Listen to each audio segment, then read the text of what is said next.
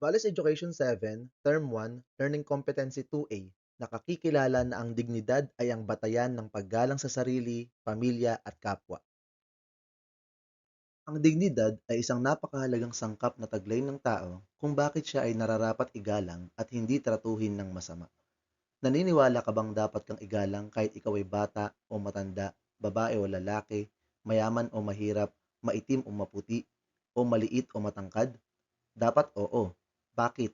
Kasi may dignidad ka. Ang dignidad ang dahilan kung bakit karapat-dapat igalang ang isang tao.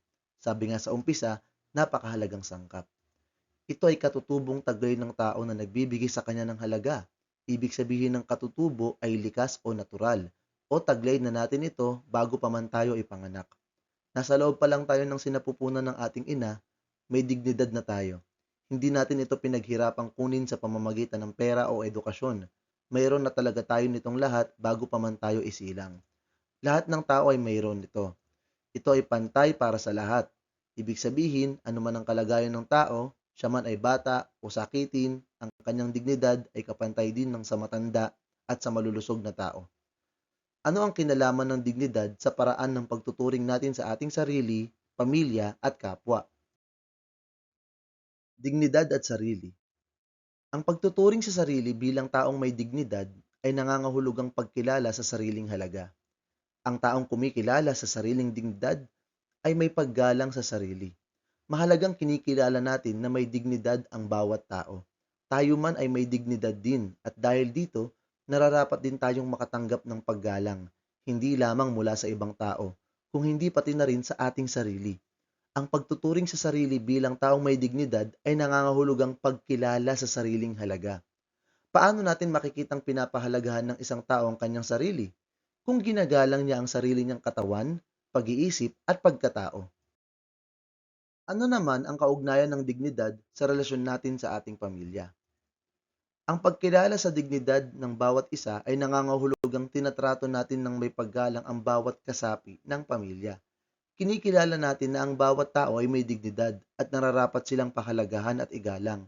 At mula rito, makikita natin ang kahalagahan ng pagkilala sa dignidad ng ating pamilya sa pamamagitan ng pagtrato sa bawat kasapi nito ng may paggalang at pagpapahalaga, mula sa pinakamatanda hanggang sa pinakabatang kasapi nito. Hindi lang ang mga magulang ang dapat igalang. Tandaan, may dignidad ang bawat isa, kahit ang mga kasapi ng ating pamilya na mas nakababata sa atin. At dahil dito, nararapat natin silang pahalagahan at igalang.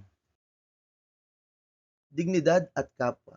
Napakahalagang kilalanin natin ang dignidad ng bawat isa, sapagkat ang pagkilala sa dignidad ng lahat ng tao ay nangangahulugang paggalang sa kanila, anuman ang kanilang lahi, kasarian, kalagayan sa buhay, edad, relihiyon o paniniwala, o maging antas man ng pinag-aralan.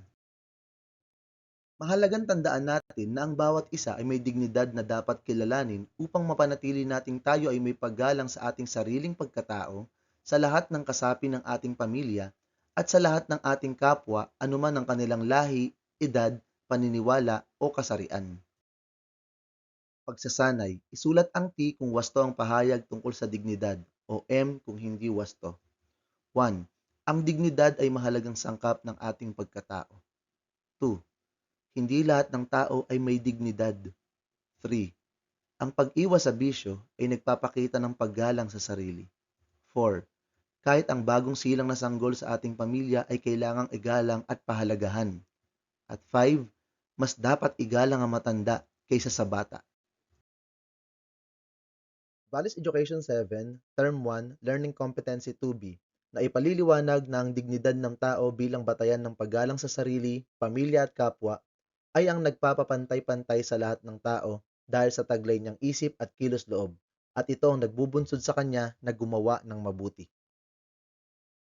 Maaari bang magkapantay-pantay ang lahat ng tao sa kabila ng kanilang maraming pagkakaiba? Yan ang isa sa mga sasagutin natin sa araw na ito.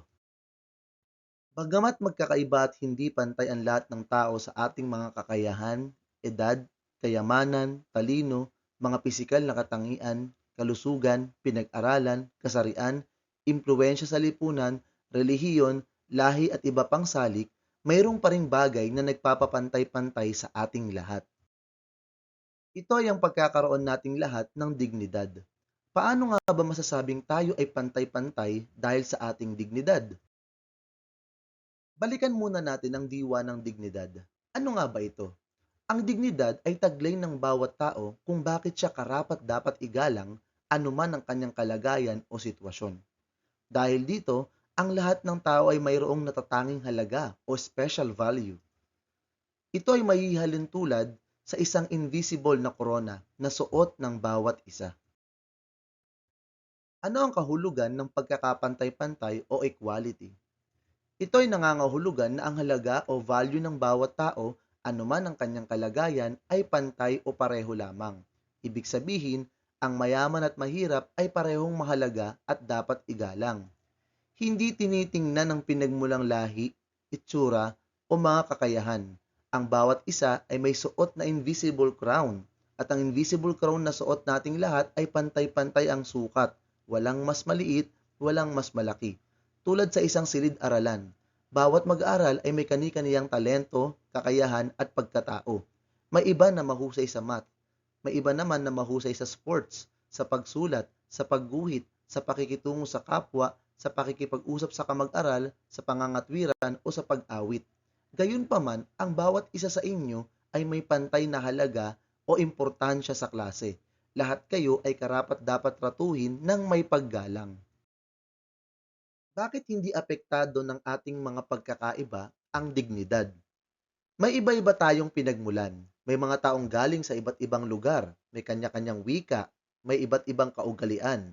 Pero kahit magkaiba tayo, pare-pareho pa rin tayo ng halaga bilang tao. Hindi nababago ng pinagmulan ang ating dignidad. May iba-iba rin tayong kakayahan. May mga tao na gumagamit ng wheelchair. May iba na nagsusuot ng salamin para malinaw ang paningin. Pero hindi ibig sabihin nito na mas mababa ang halaga nila. Lahat tayo ay espesyal at lahat tayo ay may koronang hindi nakikita na nagpapakita ng ating dignidad bilang tao. Paano nakakaapekto sa paraan ng ating pakikipagkapwa ang pagkakaroon ng wastong pagkaunawa sa dignidad? Kung ating nauunawaan at tinatanggap na ang bawat isa ay may dignidad, nangangahulugan itong pagtrato sa lahat ng may paggalang at kabutihan. Paano natin ito may papakita? Maraming paraan. Kabilang dito ay ang pakikinig sa kanilang mga saloobin, pagtulong sa nangangailangan, hindi pagtatangi o pagdidiscriminate sa kapwa, pagtatanggol sa kanila kung sila ay naaapi, paggamit ng magagalang na pananalita, pagiging maunawain at mapagpasensya, at marami pang iba. Tandaan, ang dignidad ay isang natatanging halaga na mayroon tayo bilang mga tao at ito ay pantay para sa bawat isa.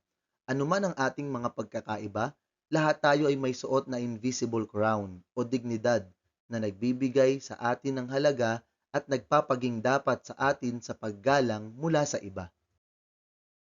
Pagsasanay, gumuhit ng masayang mukha kung ang pahayag ay nagpapakita ng pagkilala sa dignidad ng kapwa o malungkot na muka kung hindi. 1. Napansin mong nahihirapan ng kamag-aral mo na unawain ang tinuturo ng guro, kung kaya inalok mo siya ng tulong. 2. Habang nasa pangkatang gawain, ikaw at ang mga kaibigan mo ay nagpasyang huwag isali sa grupo ang bagong transfer ninyong kamag-aral. 3. Tuwing may nagre-recite sa klase, ay atentibo kang nakikinig at hindi sumasabat. 4. May narinig kang chismis tungkol sa kamag-aral mo at ipinagkalat ito. 5. Napansin mong walang kasama ang kamag-aral mo habang nagre-recess, kung kaya inaya mo siyang sumama sa inyong magkakaibigan. Bago tayo magtapos ay nais kong baunin ninyo ang katotohanan ito mula sa Lucas 6:31. Gawin ninyo sa inyong kapwa ang nais ninyong gawin nila sa inyo. Values Education 7, Term 1, Learning Competency 2C, nakapaglalapat ng mga sariling kilos ng pagkilala sa dignidad ng sarili, pamilya at kapwa. Natalakay natin ang kahalagahan ng pagkilala sa dignidad ng bawat isa, kabilang ang ating sarili, upang mapanatili nating tayo ay may paggalang sa ating sariling pagkatao, sa lahat ng kasapi ng ating pamilya, at sa lahat ng ating kapwa anuman ang kanilang lahi, edad, paniniwala o kasarian. Pag-usapan naman natin, Ano-ano ba ang ilan sa mga kilos na nagpapakita na kinikilala at pinahahalagahan natin ang ating sariling dignidad, ng ating pamilya at ng ating kapwa? Narito ang ilang mga kilos na nagpapakita na kinikilala natin at ginagalang ang ating sarili. Una, pagpapanatili ng sariling kalinisan. Magagawa ito sa pamamagitan ng regular na paliligo, pagsisipilyo o pagsusuot ng malinis na damit. Ang pag-aalaga ng sariling katawan ay nagpapakita ng paggalang sa ating dignidad. Ikalawa, pagtatakda ng hangganan para sa sarili o personal boundaries. Magagawa natin ito kung marunong tayong tumanggi sa mga gawain o asal na alam nating masama at hindi tayo komportable. Tandaan, tayo ay may malayang kilos loob na dapat nakatuon sa paggawa ng mabuti. May pakikita natin ang pagkilala at paggalang sa ating sariling dignidad kung pipiliin lamang natin na gawin ang mga bagay na alam nating mabuti lalo para sa ating sarili. Kaya kung halimbawa ay may nag-iimpluwensya sa iyo na gumawa ng masama tulad ng pagbibisyo, tanggihan mo ito. Bukod sa ito ay masama, maaaring labag pa sa batas ng Diyos at ng tao. Nakasasama rin ito sa iyong sariling kalusugan at pagkatao.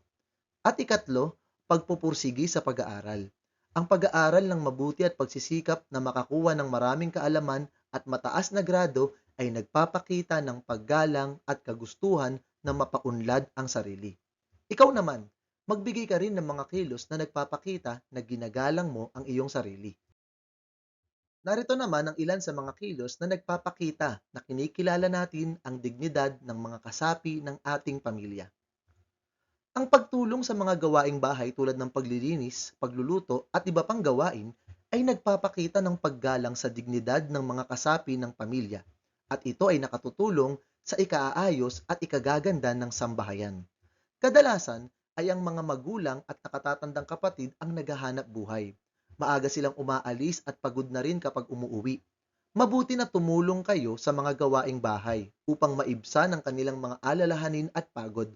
Maaaring hindi pa ninyo kayang maghanap buhay. Subalit sa pagkakaroon ng parte sa ikalilinis, ikagaganda at ikaayos ng bahay, nagkakaroon kayo ng bahagi sa ikasasaya at ikatataas ng moral ng inyong pamilya.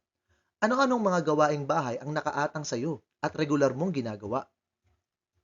Ikalawa, pakikinig sa payo at saloobin ng mga magulang at mga kapatid. Ang pagbibigay ng atensyon at pakikinig sa tuwing nagsasalita ang magulang, kapatid at iba pang kasapi ng pamilya ay nagpapakita ng paggalang sa kanilang mga karunungan at saloobin. Lalo kapag nagpapayo at nagsasaway ang mga matatanda, dapat natin itong pakinggan at sundin sapagkat ang mabubuting payo nila ay maaaring makatulong sa ating sariling pag-unlad. Ikatlo, ang pagbibigay ng suporta sa mga pasya ng pamilya. Ang paggalang at pagsuporta sa mga desisyon ng pamilya tulad ng pagdalo sa mga family events o pagtulong sa mga nangangailangan ay nagpapakita rin ng pagkilala sa kanilang dignidad.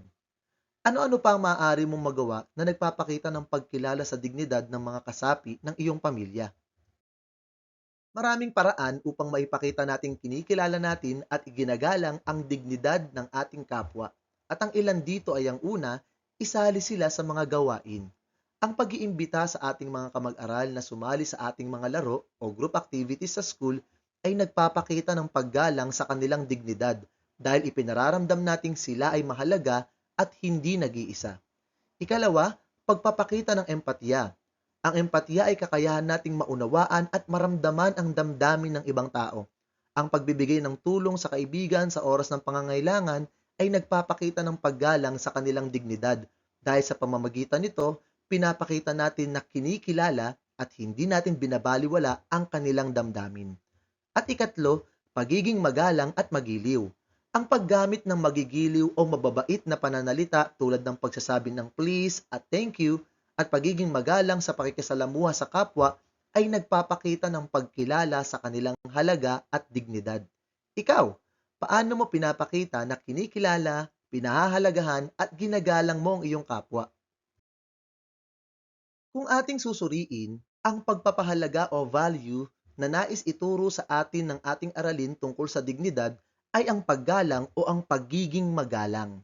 Ang paggalang o pagiging magalang ay napakahalaga upang makabuo tayo ng pagtitiwala at kooperasyon sa komunidad. Nagdudulot ito ng positibong relasyon sa kapwa, nakapagpapaunlad ng pagtingin sa sarili, nakapagpapabuti ng sariling kalusugan, nakapagpapaganda ng komunikasyon sa kapwa, nagdudulot din ito na tratuhin natin ng patas o pantay-pantay ang lahat at lumilikha ito ng positibo at maayos na lipunan. Hindi ba't masarap mabuhay sa lipunang binubuo ng mga taong magalang sa isa't isa? Pagsasanay, isulat ang S kung ang kilos ay nagpapakita ng paggalang sa sarili, P kung pamilya, o K kung kapwa. 1. Pag-iwas sa bisyo tulad ng alak, sigarilyo, sugal, labis na paglalaro at bawal na gamot. 2. Pag-aalok ng tulong sa kamag-aral na nahihirapan sa aralin. 3. Pakikinig at pagsunod sa mabubuting payo ng magulang at iba pang nakatatanda sa tahanan. 4. Pagtatanggol sa biktima ng bullying. At 5. Pag-inom ng 8 hanggang 10 basong tubig araw-araw. At hanggang dyan lamang po nagtatapos ang ating aralin para sa linggong ito. Naway may natutuhan kayo. Salamat po sa panonood at pakikinig. Paalam!